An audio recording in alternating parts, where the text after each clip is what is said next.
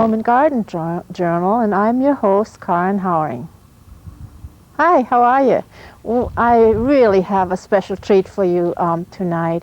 We're here at a tree farm with my friend Jean. Jean is really an expert when it comes to trees, to Christmas trees, and we have the pleasure today to be on his farm and visiting, and I'd like you to introduce him to you. Jean, come on in. Okay. How are you? Fine, how are you? Nice to see good you. to see you. This is my friend Jean, and he is the proprietor of this wonderful place, and we'll show you his farm, and he'll tell you what to look for to find the perfect Christmas tree. You have the sound on? Yeah. Okay. Well, Jean, this is really a treat to be out here in the country. It's so beautiful. And we're really lucky. It's not snowing, it's not blowing. Yeah, this morning I thought, oh my goodness, it's going to be terrible being out here. But it's beautiful. Well, it's nice today, this afternoon. Yeah. Jean, how long have you been selling Christmas trees? We've been selling trees for about 20 years.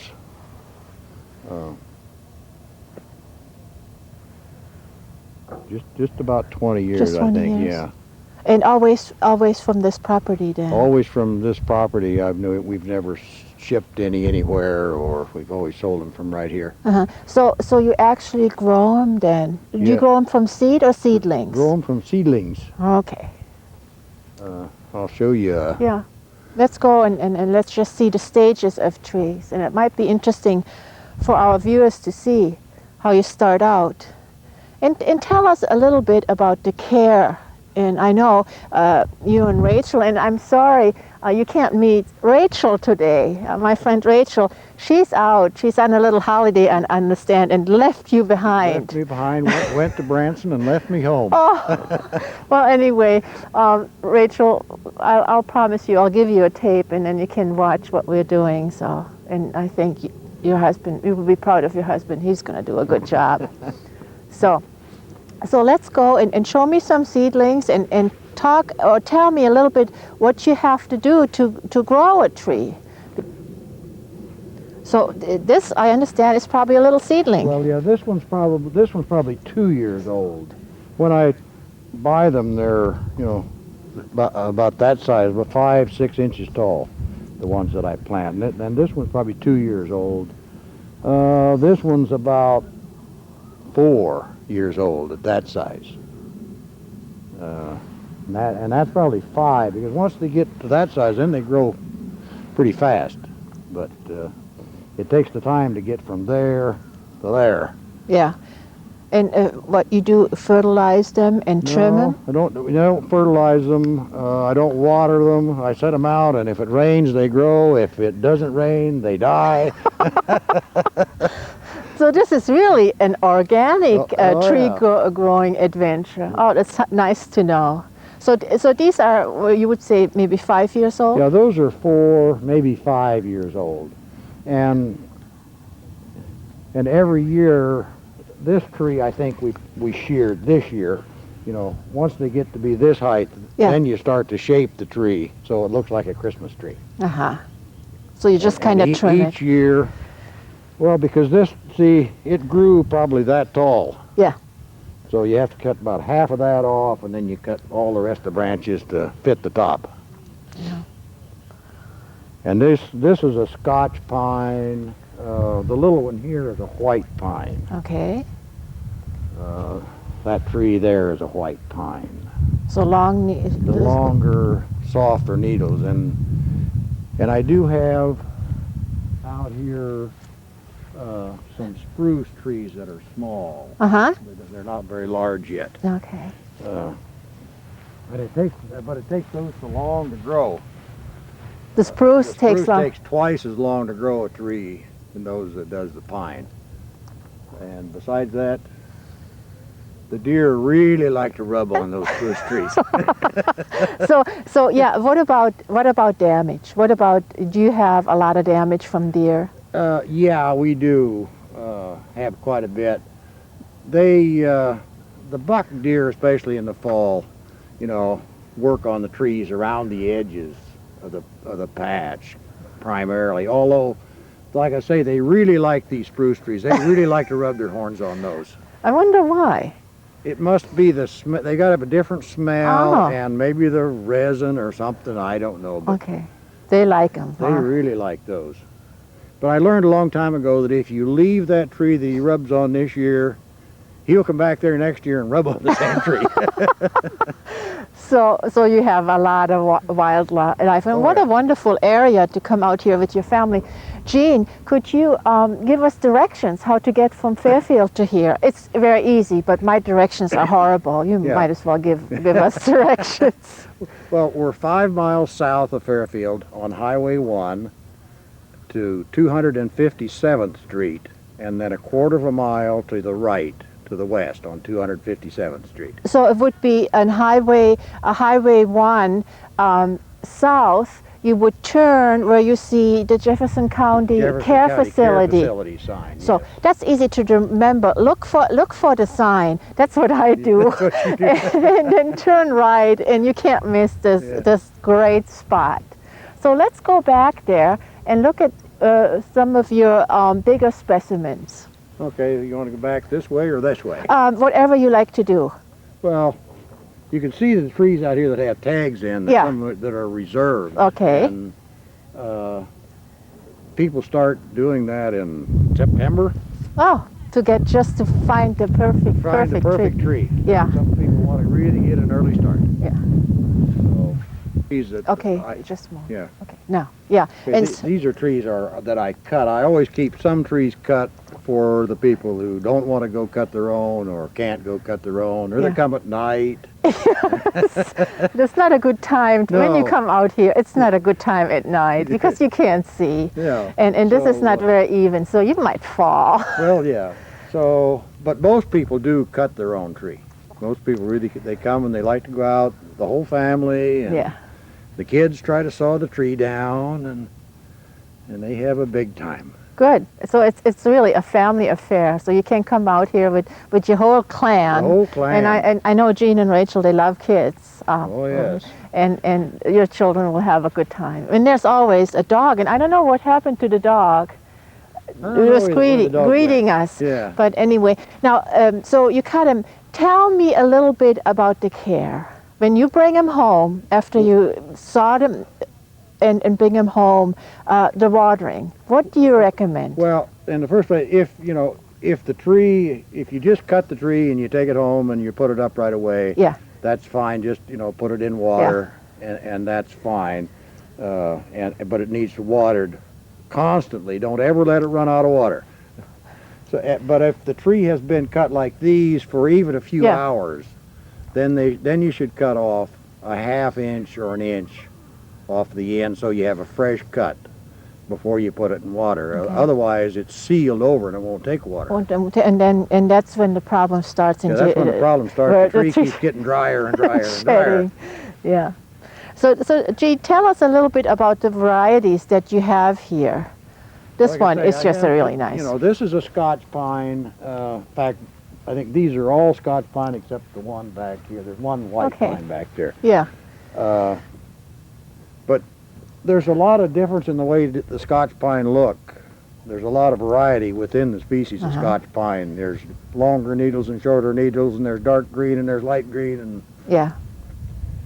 I'm real short of white pine right now because I'm into the years of 1987, 1988, 1989, when everything I planted died. Oh, the drought. Yeah, the drought. The drought. So I'm real short of white pine that are the age to use on.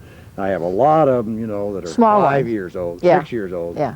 But So how old would this tree be? 10? this tree would probably be about 10 years old, 9 or 10. And you could, if you wanted to count, you can really tell by counting the whorls, because each year it grows a set of branches Oh, how interesting. and a top. So that you can really tell how old the tree is by just counting how many sets of branches there is. Ah, I always thought we would count the rings of the trunk. Yeah, well, yeah, you could, but on a Christmas tree you can tell by Just counting the branches. just all these clusters. yeah. This See, would be a year. Yeah, Can you see? See, this is what it grew this year, this and that. Uh-huh. and this it grew last year, and this it grew the year before, and so on. and so on down. Yeah. So Gene, so you have been doing that for 20. Yeah, 20. Well, yeah, we started growing trees probably 25 years ago. So. And at that time probably there were not many Christmas tree farms around here. No, there was one other one at that time. There was one other Christmas tree farm, I think, at that time. Yeah. So you had the idea, or who nudged you into this business? Well, I guess we bought this property and it already had some pine trees planted on it. So, you know, we decided, well, maybe just share a few of these and, you know, maybe sell them to a few to our friends. Well, it kind of grew from that. Yeah, and I know you're getting really well known in this area to come out, and I also want to tell you that this is the birthplace of my kitten Lucy. Lucy is born here, so maybe one of these days when we have a show, I'll introduce you to Lucy. But Lucy was born here, and she couldn't have come from a better home, and she's very well adjusted to people. And this is the newest friend. Yeah, this is the newest friend, all right. So this is a great place to come out and pick your tree. What is the tallest tree that you sold? Oh, around 9 foot. 9 foot. Yeah, somewhere around there. Yeah. Because I try to never let a tree, you know, that tree is taller than I ever like to let them get. Because, you know, if you don't sell them by the time they're that big, you're never going to sell it. Right. Right. So I try to run out of trees, the big trees every year. Yeah. Is there any funding from the state available?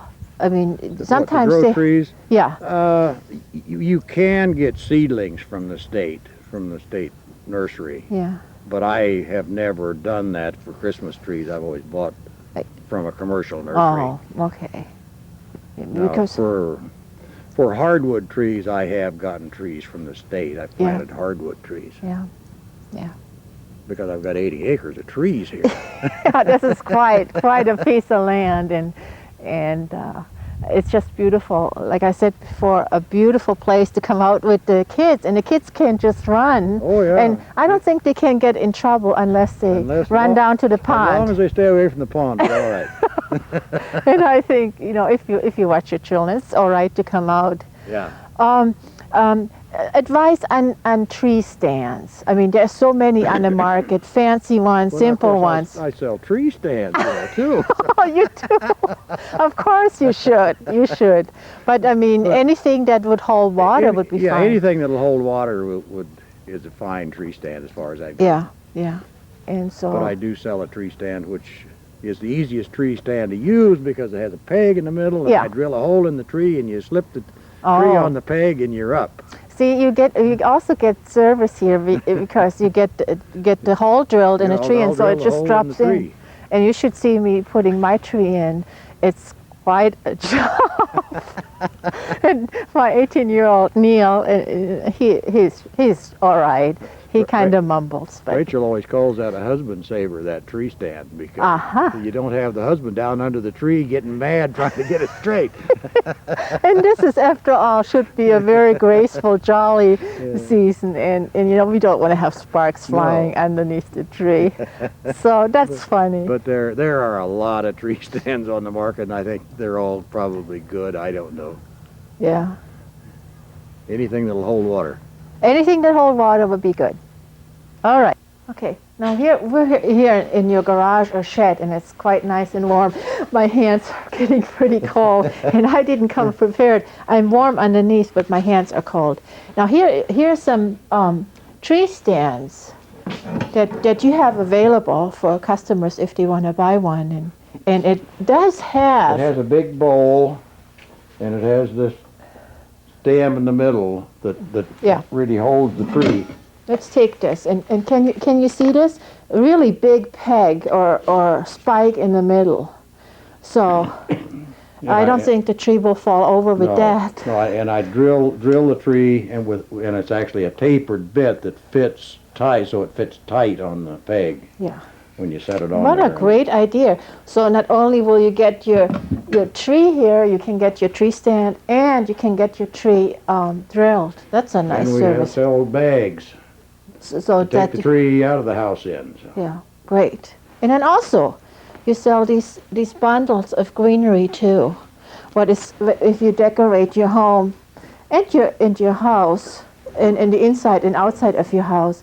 That's great. So you can not only pick up your Christmas tree here, you can also pick up bundles of greenery, what is really nice.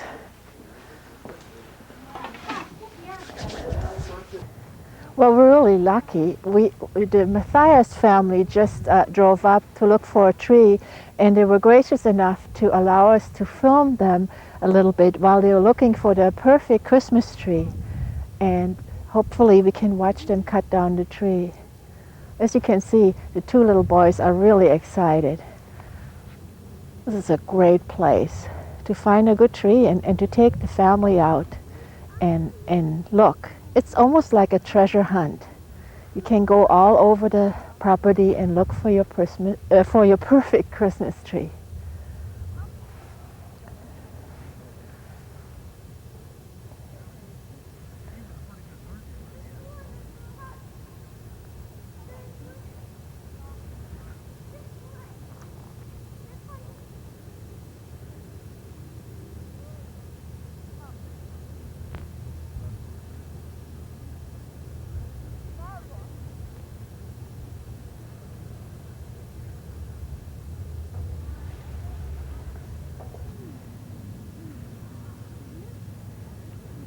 There they are on their treasure hunt.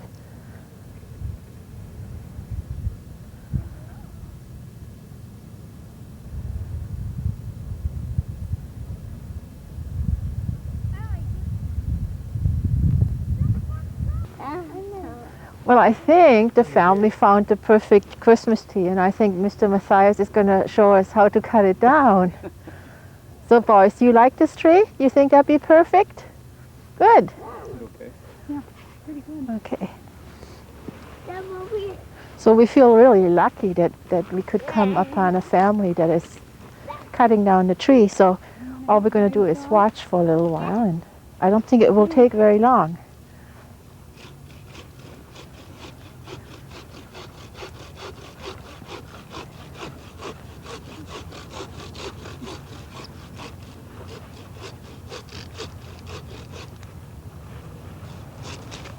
There it is. That was all. Perfect tree. Thank you for sharing that with us. And Merry Christmas to you. Thank you.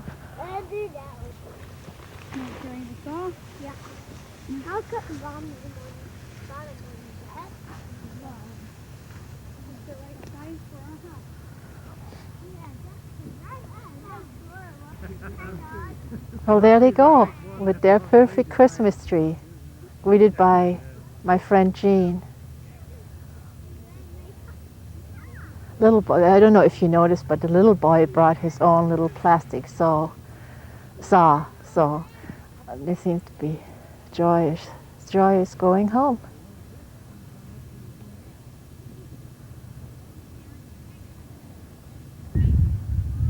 As you can see, this is the pond on Jean and Rachel's property, and it's absolutely gorgeous in the summertime. A lot of oaks around the property, and in the fall it's just gorgeous.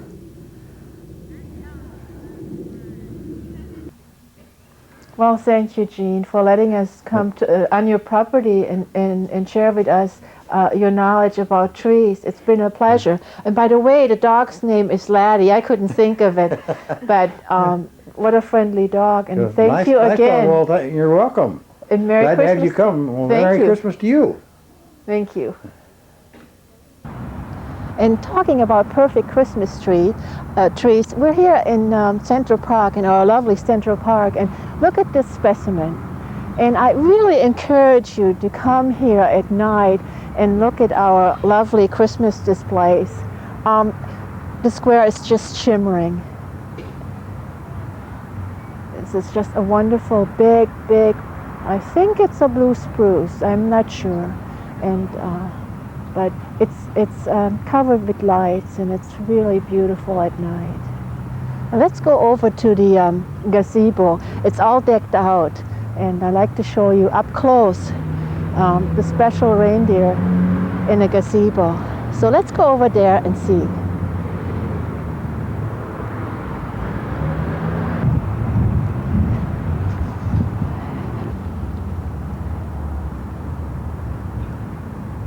Here we are at our famous bandstand or gazebo in the middle of the square.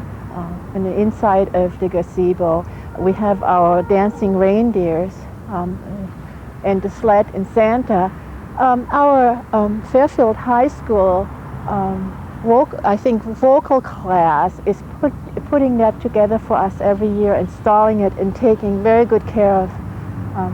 Notice the evergreen roping all around the railings and the poles and everything. I think it's quite impressive, and one has to congratulate the city and our hard-working city workers for putting this together year after year and making this a very special place for your family to come and enjoy. It's just beautiful at night, lights everywhere. And also, I don't know if you remember last year, city and all the businesses decided to outline their buildings with white lights. So when you come down here and it's dark, all the buildings are outlined with lights, and it's really beautiful.